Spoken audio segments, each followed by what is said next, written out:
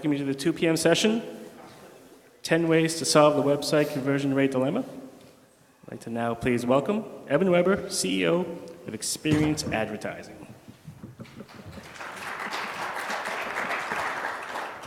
Thank you. Thanks for coming, everyone.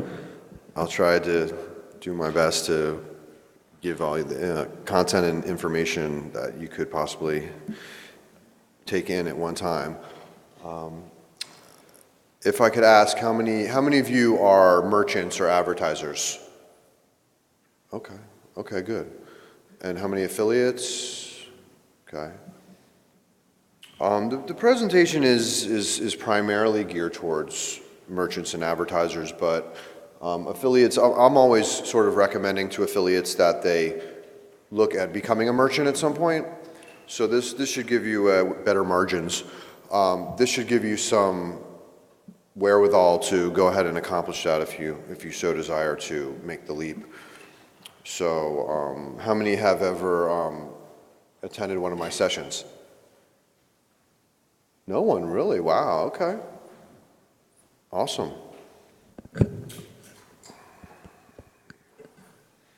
All right, well, I'm not going to, dawdle around much. We're going to jump right into it. And you should have the presentation notes in front of you so you don't have to scribble down too much. And they're also at a bit.ly link, bit.ly/EvanASW. But you'll be able to access all the presentation notes after the presentation as well as the slides and all the examples as well. So you don't really need to furiously take notes. You can just jot down some things if you need to. So let's jump right in. So the first topic that's really, well, let me give you just a quick background on myself, just so you know my frame of reference, where I'm coming from.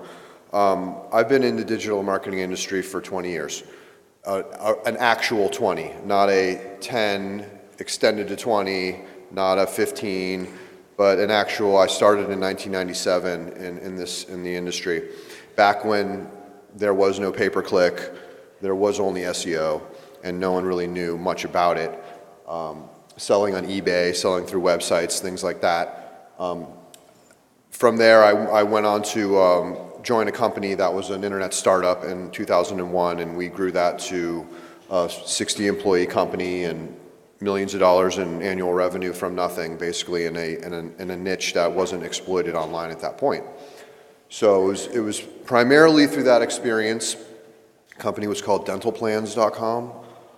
That I learned a lot about driving traffic to websites, how to convert it better over time, how to recruit affiliates, for instance, how to leverage search and SEO, pay-per-click, email, affiliate, things of that nature. That's all that really was around back then.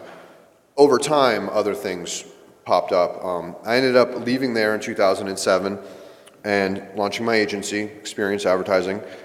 And, I've worked with over 200 different e-commerce companies in the last 10 years in various capacities, some building their affiliate channel, some managing their whole digital marketing mix.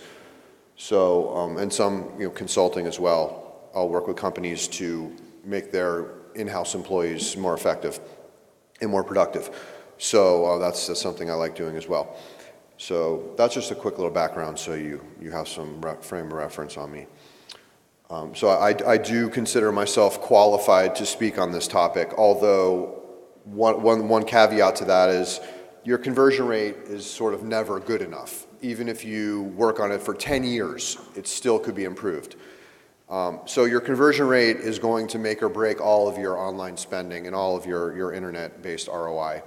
If you don't have a good conversion rate or an improving conversion rate, you won't have ROI. And you can't spend on the front end to drive more traffic through search and retargeting, and even affiliates. Affiliates, if they're not making what they should, promoting your company, your conversion rate's too weak, your promotions are too weak, they won't be your affiliate very long. So if you want a lot of what's called traction or affiliate traction, you'll make a concerted effort to work on your conversion rate through these various strategies. So let's get started. So retargeting also known as remarketing. This is a phenomenon in digital that most of you probably are aware of at this point. It's been around 4 or 5 years now. And basically, this allows you to cookie all your visitors and follow them around after they leave your website. You can also do things like uploading your contacts into Facebook, all your previous customers, and running ads to those people. You can target your customers and upsell them more things. Those are all different ways of retargeting your audiences. So there's tried and true Google AdWords retargeting, Facebook retargeting. You can do it through Twitter as well. You can retarget through video, which is cool. They go to your site and then they go watch a YouTube video. They see a little commercial, about your company pre-rolling before they watch the video. So I love me some video retargeting. Very untapped type of retargeting. Not many companies do it, and you can actually do it inexpensively, because even on Fiverr, Fiverr.com, Fiverr, where you hire outsourced workers for gigs, they call them gigs. You can get spokespeople on there and make videos, and then you can use those. They're really professional looking videos for like $200-300 per video, and you can use those videos in your video retargeting, and you give them the script, some logos, some images, some bullet points, pay them the money. A couple days later, you have a wonderful video for your company that you can use through video retargeting and whatever other video purposes you may need. A lot of people don't actually retarget through Twitter, but not only can you target your non-converting visitors to the website, but you can upload your audience list, your customer list, your previous customers. So you're not just emailing them, but you're advertising to them when they go on Facebook, when they go on Twitter. And because it's such a highly targeted audience, it tends to have a good ROI. Unlike other forms of less targeted traffic, like just, for instance, running ads on Facebook and just picking, demographics and interest levels, that's fine and dandy, but it won't convert as well as retargeting your former website visitors or your former customers.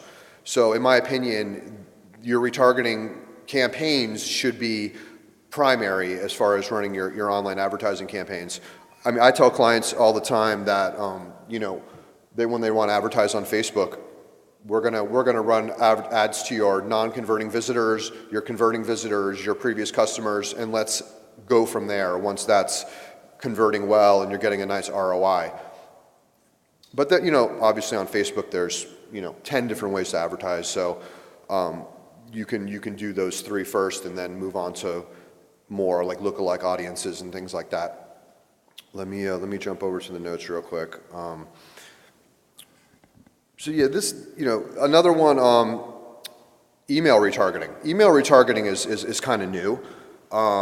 There's actually an affiliate that does email retargeting called Reach Dynamics, and they're at this show. So if you want their contact, let me know. But they do a really cool form of retargeting. So you're getting traffic to your site, and they've built a tool where they can actually send an email follow-up to your visitors if they don't convert without them having disclosed their email address.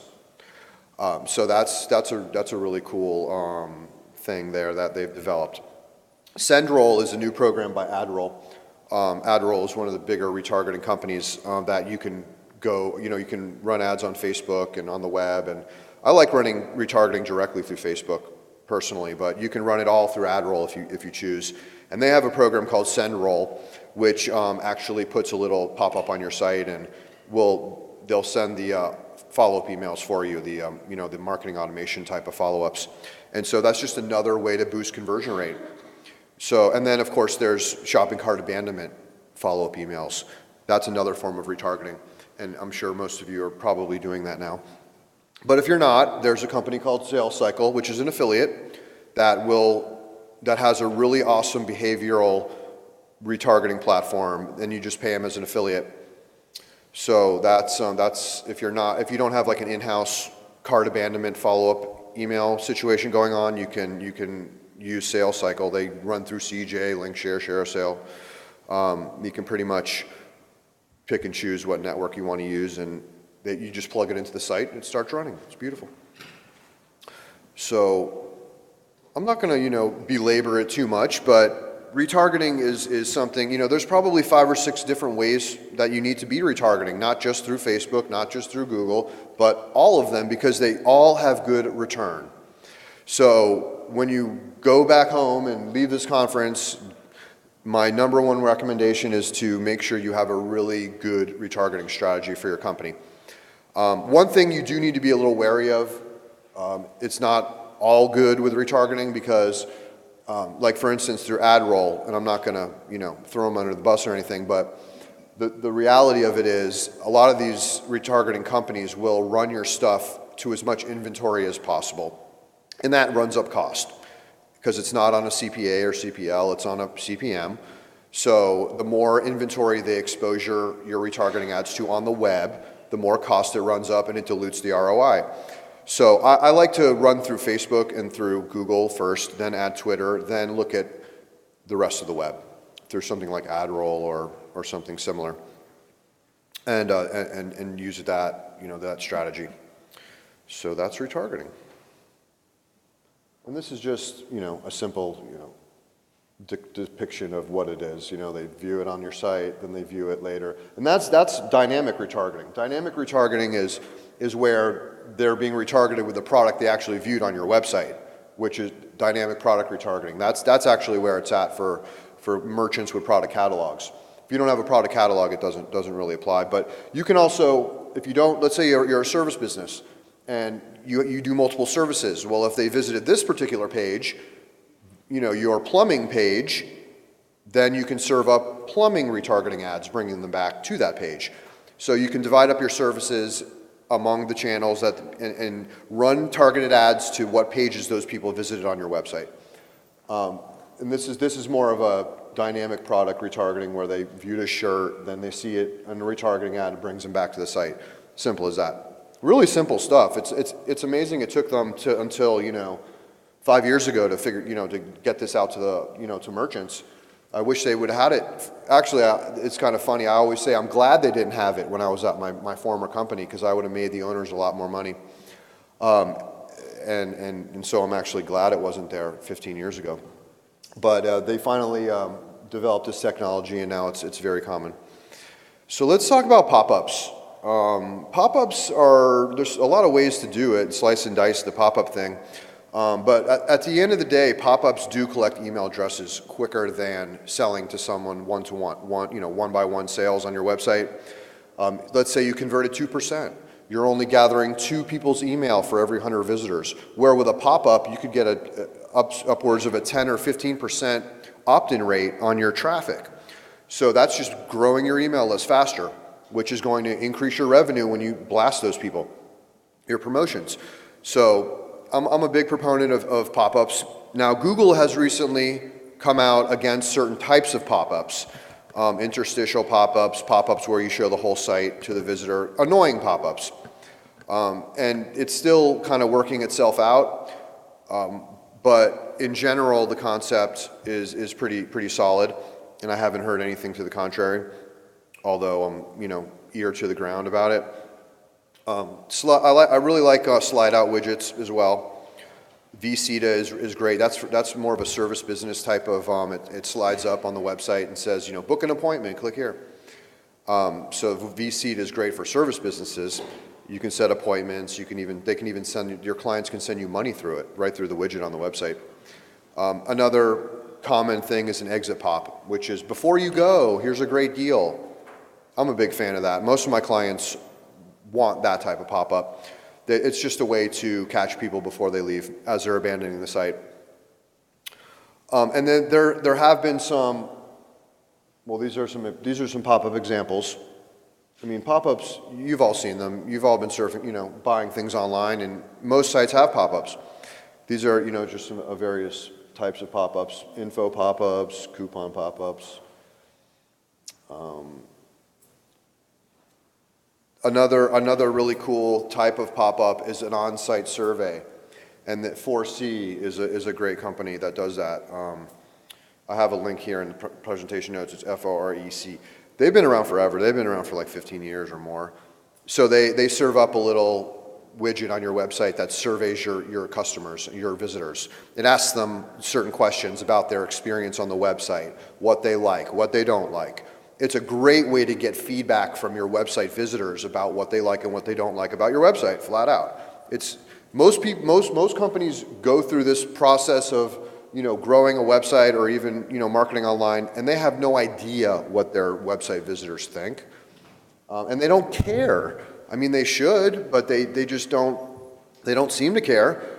So this is a type of tool that can really lift the veil on and bring you some transparency to your website visitors. Remove the anonymity of your website visitors to a degree, but it's really just collecting data and making so you can make informed decisions about changing this, changing that, which is going to improve your conversion rate. And then of course there's personalized promotions. Let me flip back. Where you can, based on user behavior, you can serve up a certain type of offer. Like, let's say someone came back to the site 3 times and didn't buy. You can serve up a more aggressive offer to that person with like a slide out widget. And there's various apps that, at the end of the presentation, there's a thing called the Shopify apps directory. Shopify is one of the bigger modern e-commerce platforms. They have a wonderful directory of all the latest apps for your website, all cloud-based. So you should definitely peruse the Shopify app directory, and you'll find over 1,000 different apps for your website, believe it or not. That industry has really blossomed in the last couple of years. So and most of them are conversion oriented. They're geared towards increasing sales, flat out. So what's not to love there? Let's go on to click to call.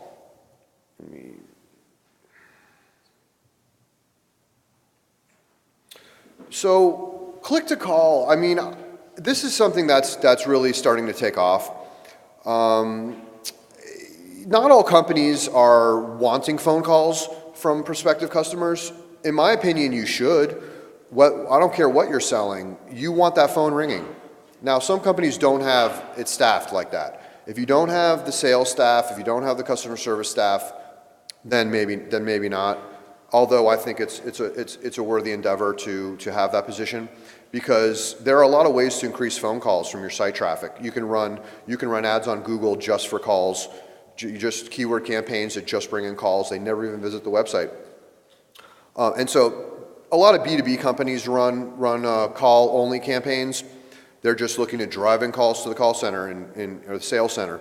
But I'm a pretty big proponent for e-commerce as well, because I just know that some of those calls are going to convert into sales. So it's a great opportunity to get your customers on the phone and to close them, quite frankly. I like to use it in conjunction with direct-to-site traffic, where you put the ad, put the phone number in the ad as well. But I have worked with a lot of companies where they just want phone calls, and so Google is a really good place to do that. Pricey, not cheap, but you have to measure it. Oh shoot, I'm sorry. You have to wake up. You have to measure it like anything else, and make sure that your calls are converting into X number of sales and versus this cost, and make sure there's a good metric there in your favor. And then there's call tracking. A lot of call tracking platforms out there. I'll show you this one real quick. Conversa, and actually I know someone at this company, so they're getting a little plug right here. And what this will allow you to do is basically assign phone numbers to campaigns, whether they're online or offline, and it'll help you measure how well those calls are converting into sales. And that's what it's about. It's not rocket science, but companies have developed these tools to make it more of a measurable process. There was a time where you would assign toll-free numbers and there was no reporting. You would just count the calls that came in and trace it to some metric that for every 100 calls we get 5 sales. But now you can actually really nail that down, and so that's great.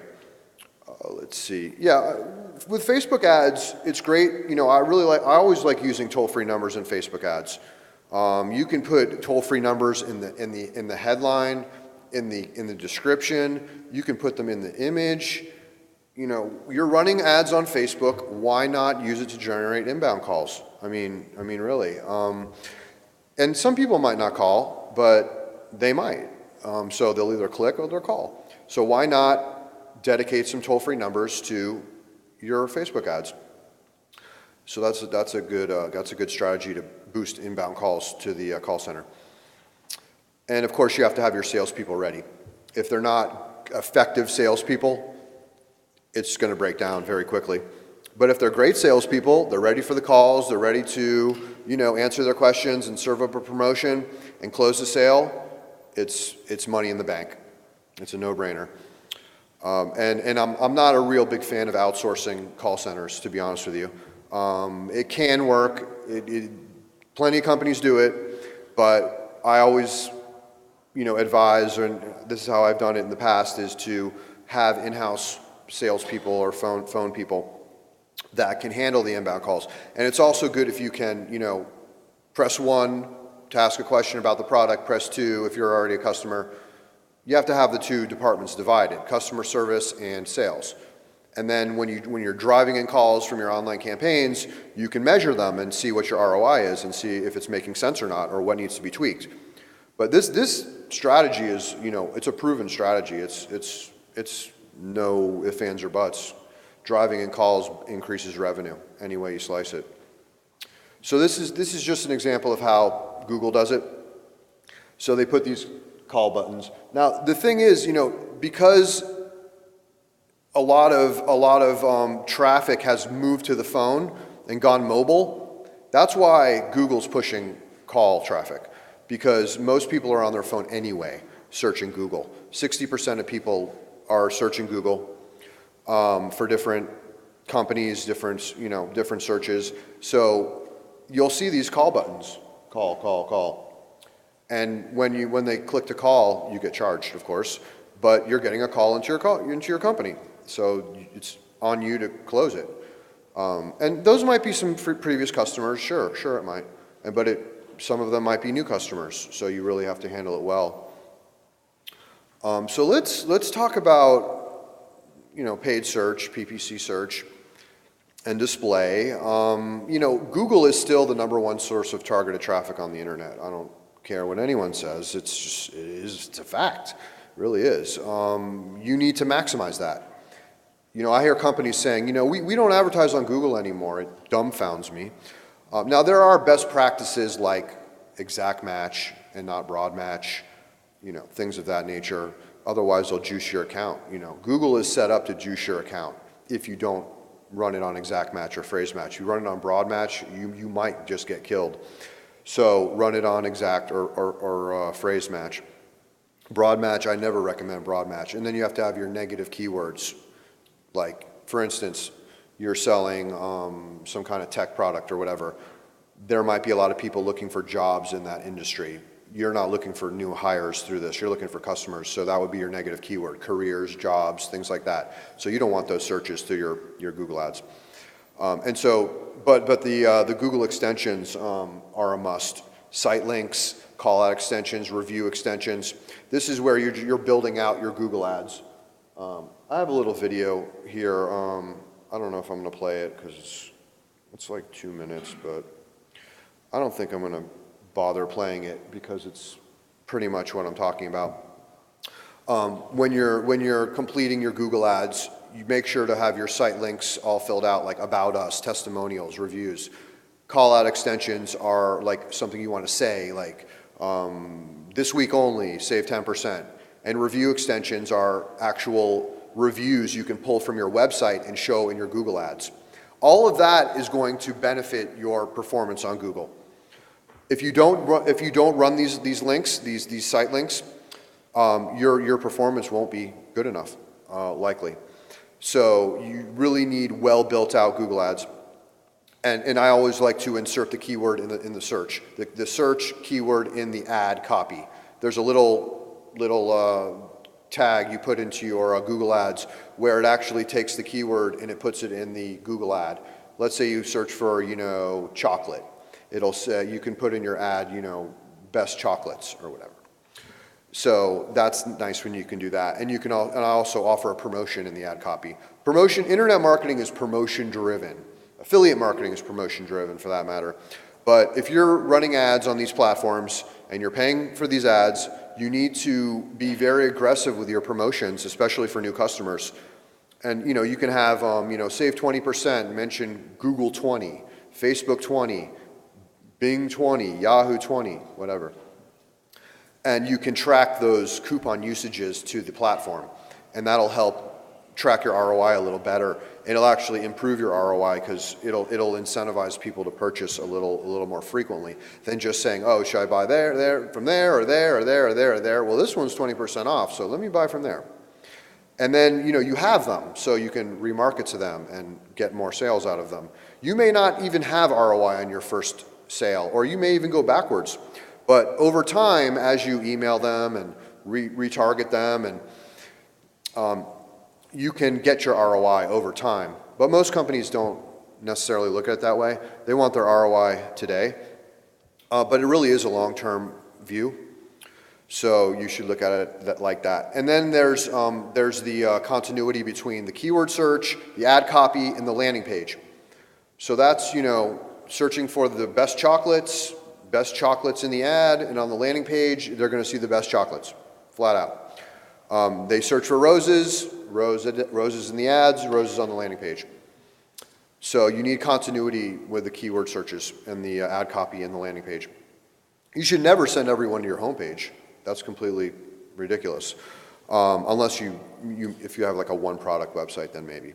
Or just a service business, then maybe. But if you have a multi-product website, then you shouldn't be sending everyone to your homepage, especially from paid traffic. Let's see. And then A/B testing. Google's developed wonderful, A/B testing of ad copy, and you can track it back and see which, had the highest click-through rate and the best conversions and how many sales and how much revenue. So use the tools they give you. Let's see. Let me just bounce over here real quick. Where did my sheet go? Here it is. Wait. There it is. Got it. Let's go to live chat, because live chat has actually, evolved over the years. It's pretty much what it was, but now they have, now you can have like your own agents on the phone, like not, I wouldn't use this guy in particular, but it's an example of the type of live chat that's out there now, where the visitor actually sees your customer service rep on a headphone, and you can do like a video live chat through your website.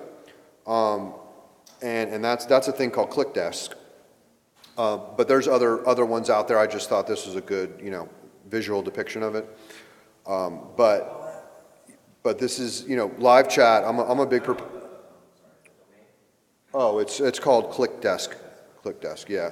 I believe they do outsourcing of your call center. Like I said, I don't like outsourcing call centers or live chat people. I like all that done in-house with your in-house trained people, so that they're handling it as well as possible. Because at the end of the day, you're paying to get this traffic there a lot of times. You want to capitalize on it as best as possible. So the best thing about live chat is just that it adds a human touch to your website. There's a lot of websites, Amazon, Apple, the big boys, they would never do this type of thing. But those are the people you're competing with a lot of times. So you don't have the luxury, they don't have to do live chat. They really don't. You do though, because if they don't buy from you, they might just go to Amazon and look for a similar product. So popping up and saying, from the bottom, saying, how can we help you? Do you have any questions for us? That type of thing, can really add that human element that's going to provoke the user or the visitor to engage with your sales team. And they can serve them up a discount, they can serve them up a promotion, and they can try to close the sale. So, like I said, most companies, they don't have the luxury. They're not Amazon, they're not Apple. So live chat is a conversion booster any way you slice it. I love it. I push it on all my clients. I really, now you have to have the staff to handle it. You have to have customer service people. If you don't, you may not be able to leverage it. And if you do have customer service people, they could be, on the phone, part of the day, then they could turn on the live chat. Live chat is something, it doesn't like blow up like constantly. It's like once an hour, twice an hour. People, they use it. They don't use it as much as you probably think they would, but it's just a nice, bell and whistle to have on your website that does have a conversion component to it. So all this stuff is pretty cut and dry. So let's talk about A/B testing for a minute. How many people here are actively using A/B testing on their website? Okay, good. Now the follow-up to that would be, how are you doing it? Because you can do it. I usually recommend doing it in a very simple fashion. We're going to split test the headline. We're going to split test the main graphic. You can even split test the logo. So you plug these programs in like Optimizely and Convert.com.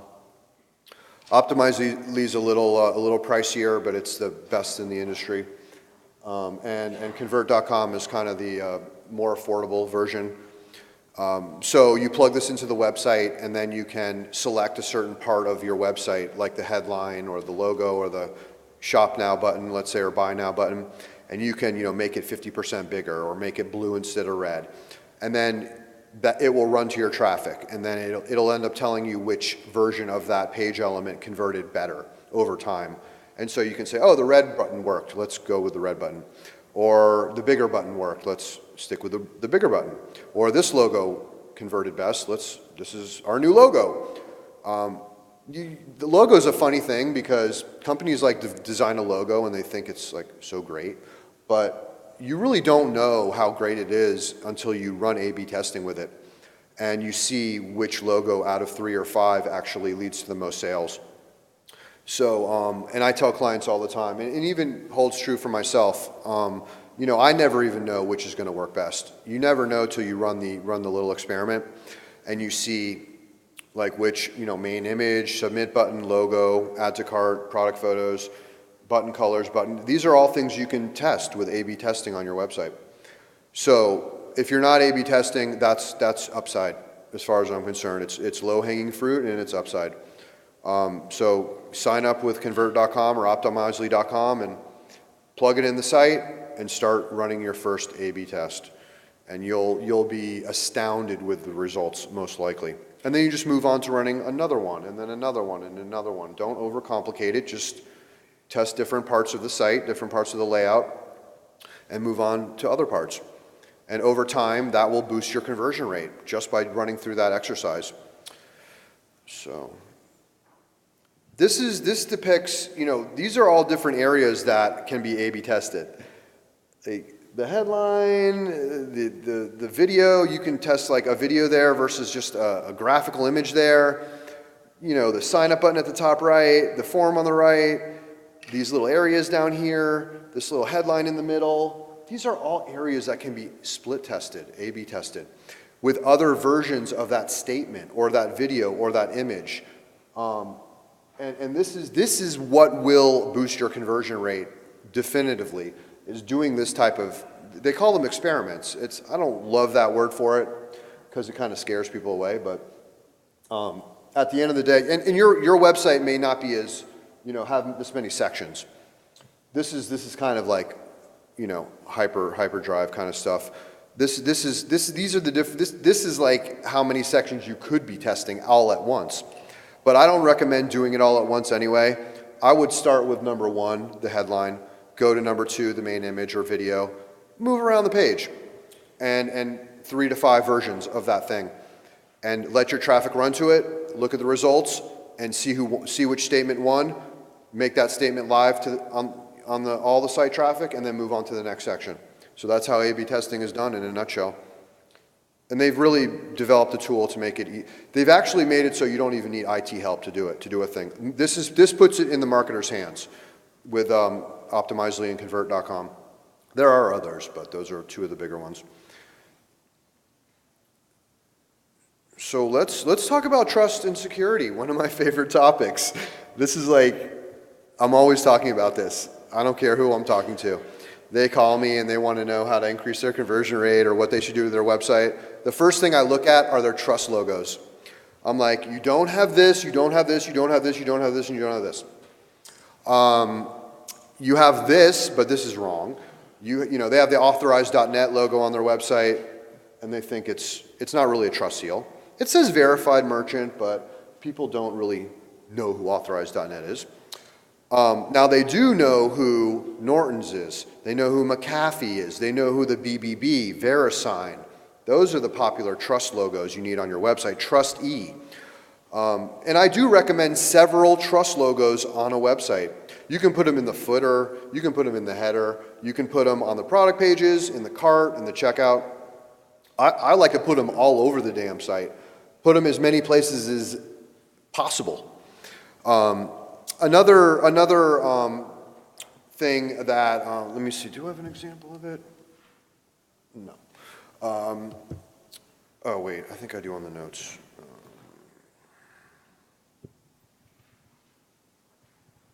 Yeah. So it's called Secure Site plus EV. Now this, not all sites have this. This is something you have to pay like $1,100 a year for. And you can get it cheaper through resellers. This is actually a reseller of Symantec's Secure Site with EV. But see, you see up in the left corner where it says Rapid Web Services LLC US. It's all green up there with the green lock and the address bar.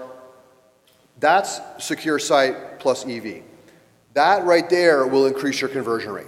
Just having that as opposed to not having that. Even if you have HTTPS, it's not as good as that. Yeah. Do you notice a big difference between desktop and mobile? Like on mobile, I'll never see that. Yeah, that's true. That's true. That's true. It's primarily a desktop feature. It'll still light up green on the phone, but it really stands out on the desktop, on the browser. And because if you don't have Secure Site with EV, you'll just have like HTTPS with maybe a lock up there. You won't have the company name up there all in green like that. Look how good that looks. That just imparts trust with the secure transaction. That's going to make people like, where's my credit card? Without that, I mean, I see, and of course Google recommends Secure Site throughout. So you can have a Secure Site throughout without paying, you know, the money. You can just have an HTTPS totally secure site. But if you want to have everything you can have with a secure site, you'll get this Secure Site with EV. So that's what that is. I push it hard on all my clients. I say, you want to increase conversion rate, you need to sign up for this immediately.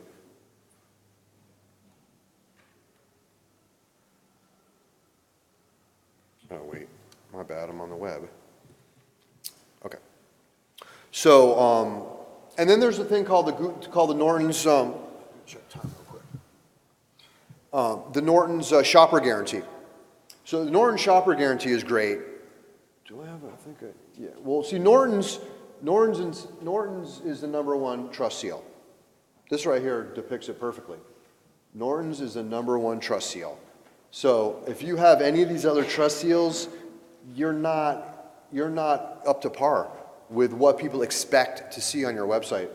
And that just, the reason they got to be #1 is because they got all the biggest sites on the web to put that logo on the site. So the Norton Secure, and they have a thing called the Norton's, it's actually called the Norton Shopper Guarantee, which gives you 3 different graphics to put on the website layout. You get the logo, you get a narrow graphic.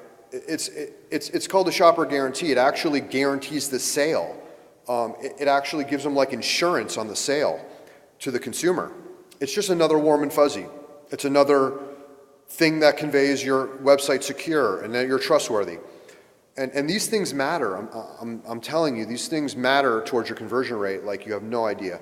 Even the BBB, I love the BBB. People say, oh, the BBB is garbage, but people still respect the BBB any way you slice it.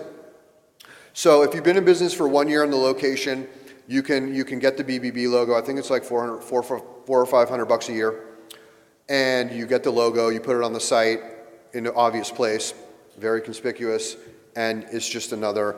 Now charities, I love the concept of we donate a percentage to charity. People love that, especially in this day and age. So if you affiliate yourself with certain charities and you promote that on the site and say, you know, we support this charity, we support that charity, people eat that up. They really do. And it's another warm and fuzzy. And then associations and organizations are good. These are just logos you just place in the site layout.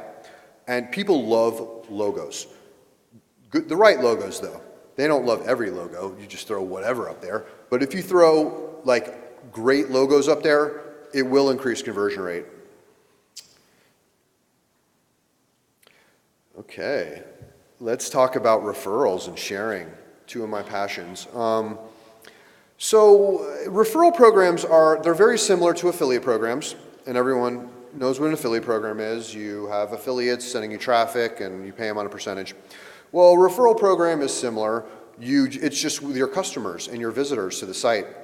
They can share a link, a referral link, with a friend on Facebook, Twitter, LinkedIn, like this. Get $20 for every customer you send us, and it gives you a widget. This will actually pop up on your website. This is FriendBuy. It's $99 a month. It's worth the money in my opinion. Especially if you have a decent amount of traffic and you can expose it to a lot of people. You put it right up in the header. Refer and earn, right in your header. And this thing pops up when they click on it. They can share a link through email, Facebook, and Twitter. Boom, right there. They can customize their message, all that good stuff. It'll share a promotion with the audience.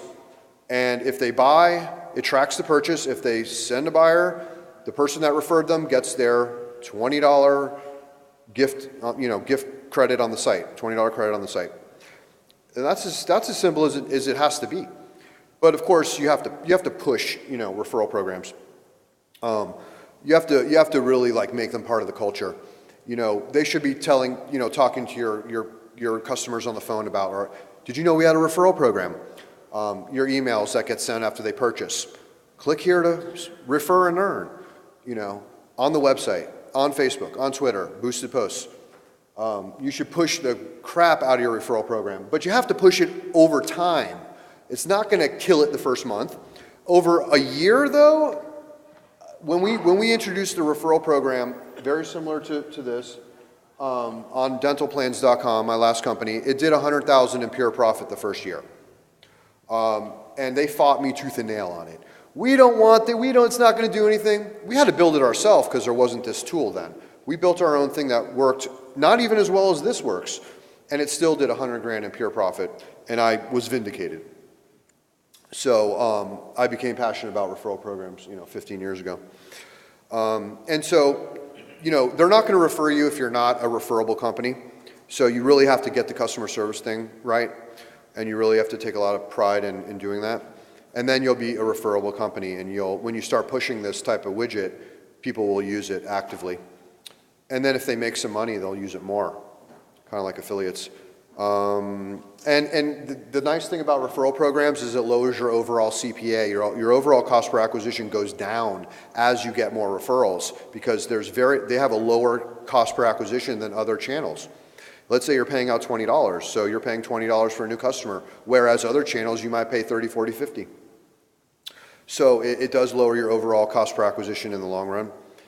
And those are all the places you can, boosted posts, thank you page, website layout, your CSRs. You just need to make it part of the culture of the company. And then your referral program will produce for you. And it'll help bring in revenue. I mean, let's be honest, we want more revenue. So that's really at the end of the day, it's just increasing sales on the website. Let's talk about reviews real quick. Let me go to the notes real quick.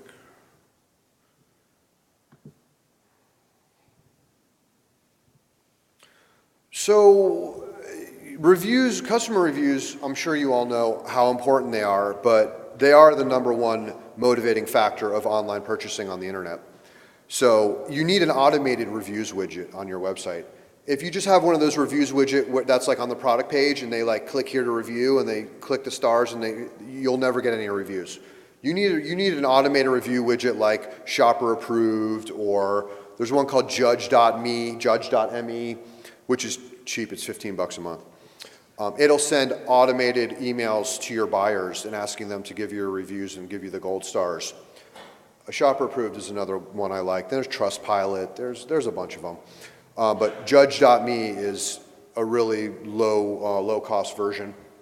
I had a client plug it in like 2 months ago, and they already have like 200 reviews, and from nothing, literally. So get your reviews up. Reviews are the lifeblood of conversions. Is that what I said here? No, I said that retargeting. But it is a number. They are the lifeblood. They really are of conversion. 90% of online purchasers are motivated by reviews. Okay, thank you. And let's see. I mean, reviews aren't too complex of a topic. Most companies know. It's just a question of how automated that widget runs. Is it emailing your customers automatically and posting it to the product page and sharing it on Facebook and Twitter automatically? In my opinion, that's the functionality you need with your reviews widget to really automate the process so you don't have to manually do it. But if you have to, you take the review and you post it on Facebook and Twitter and do a boosted post and share it with everyone. Take your reviews and share them socially. It's great PR. Do a boosted post. Make sure all your fans see it. They'll like it. They'll share it. It's just good PR. Video testimonials are great. There's nothing better actually than a video testimonial, I just threw that in there because I'm passionate about testimonials, and they're very similar to reviews, although they're more like company oriented. This is a company that Boast.io that I found it's a tool that actually asks your customers to submit a video testimonial on your company, totally automated. So check that out when you get a chance. They give you a free demo. It's cheap as far as I'm aware. Showcase your videos on YouTube, collect testimonials. You know what I mean? Video testimonials will boost your conversion rate huge. If they can see some actual customers talking about how great your company is, and you put that around the site, homepage or product pages, it's going to boost conversion rate.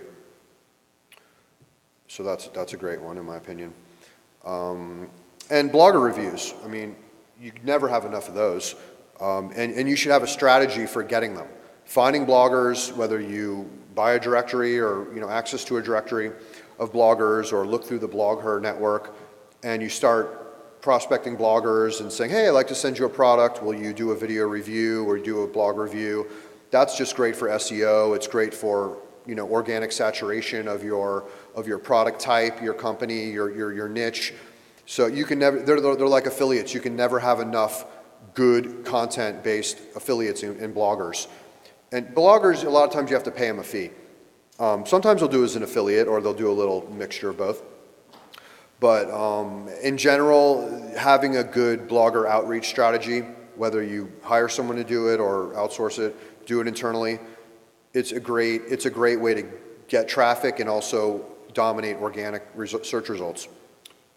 So, and the bloggers the point is you send them the product and they do like a nice review. It's always like a great review. It's always like, this is a great product, it's amazing. They tend to be glowing reviews. And so when those get into YouTube, Google pulls them into the organic search from YouTube. People find them on YouTube, they find them in Google search, and it just brings you traffic. So that's a great organic strategy.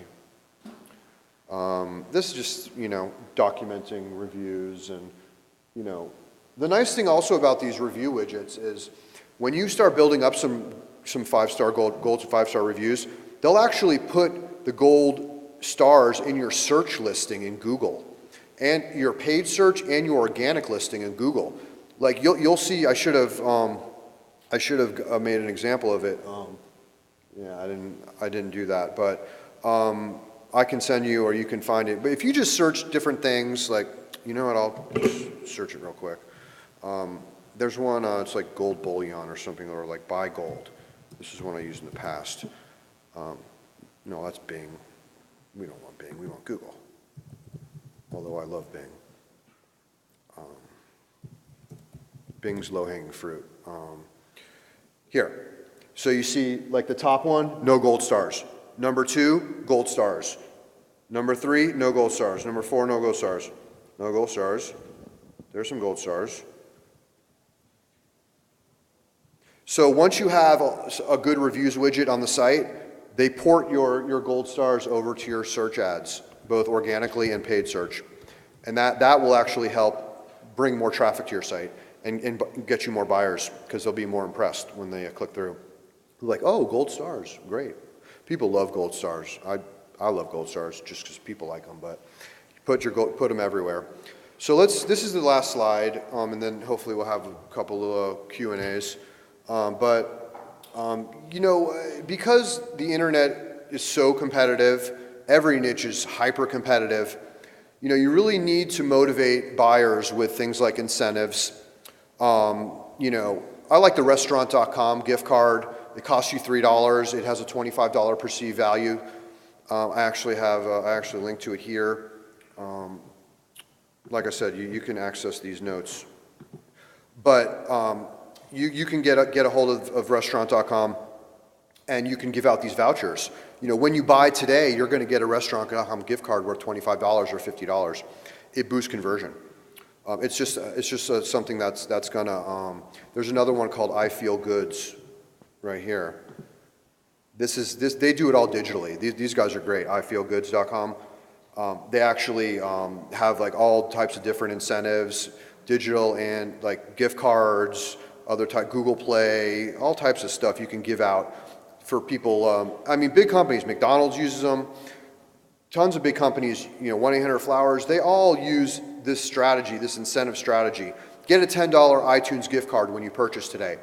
It's just something that doesn't cost them $10, but it's worth $10 to you, and it'll increase conversion rate because you're adding something on to the equation that other companies aren't. So that's going to help your conversion, you know, increase as opposed to a company that isn't offering incentives to purchase. So look into incentives. Scarcity and limited time, people love it when they think they're getting something that's in a limited quantity.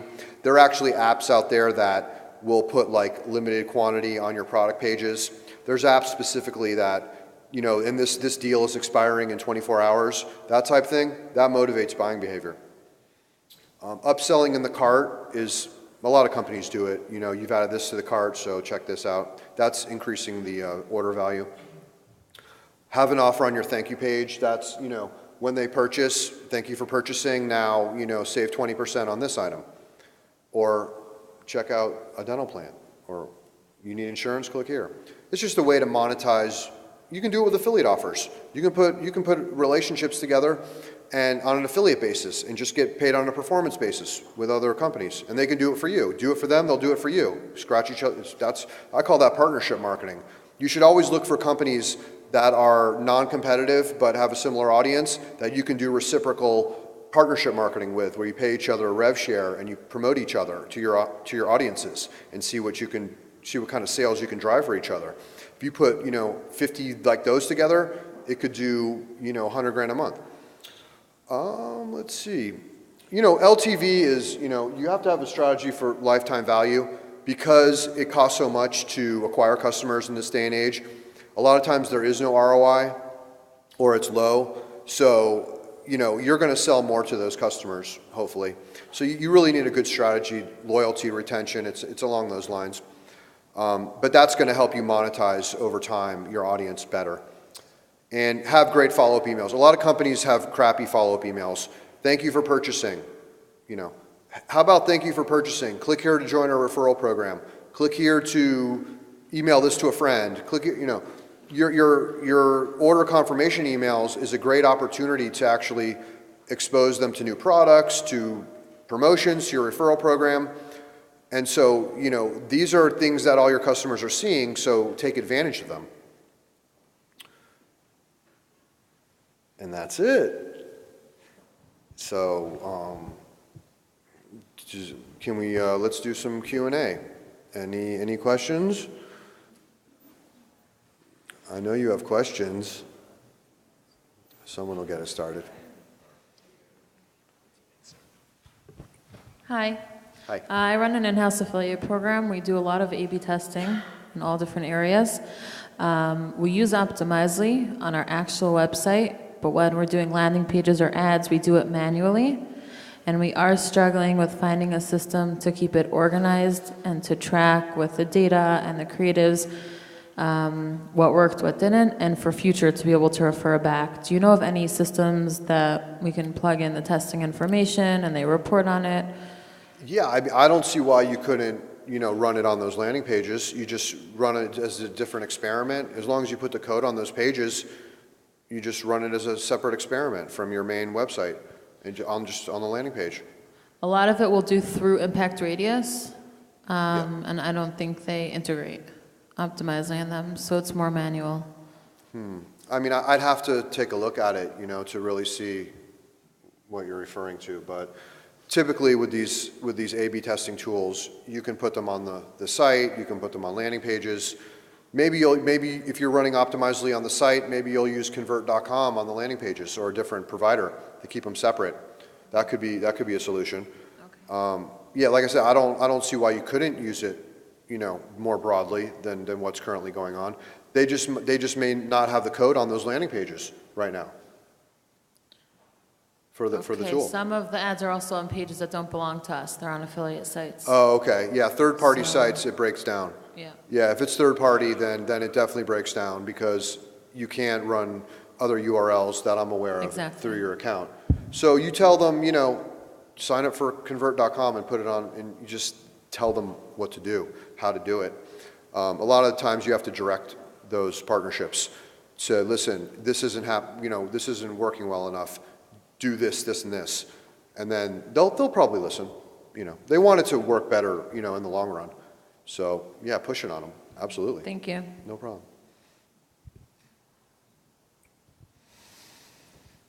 Hi, Evan. Hi.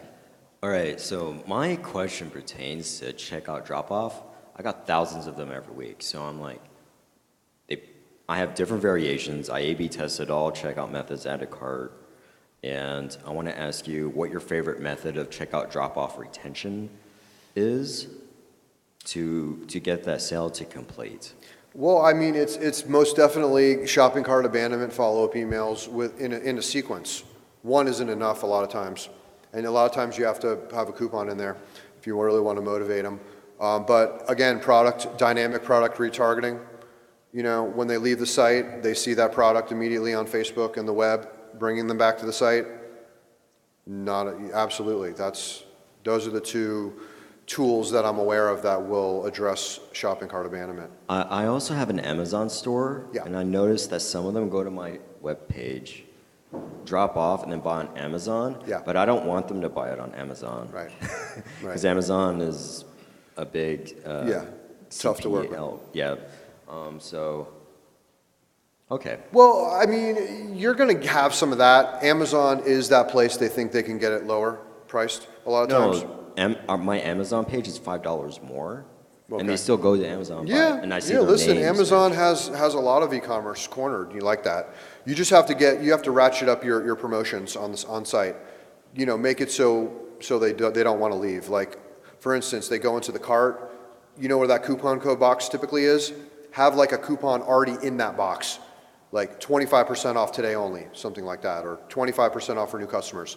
Have a discount already applied in the checkout so they don't have to Google for a coupon code or go to Amazon. They're saying, okay, I'm getting this additional discount. Why would I leave? Just push them hard in the checkout with a discount. Yep. Okay. And lastly, what's your favorite chat engagement service? I like Olark, O-L-A-R-K, Olark. Olark is great. There's a lot of them. Chat is a very, competitive industry. Olark is very user-friendly. You can chat on your phone. You can chat, with your website visitors wherever and through your browser. And yeah, Olark is pretty much industry standard. All right, thank you. No problem. Someone over there is,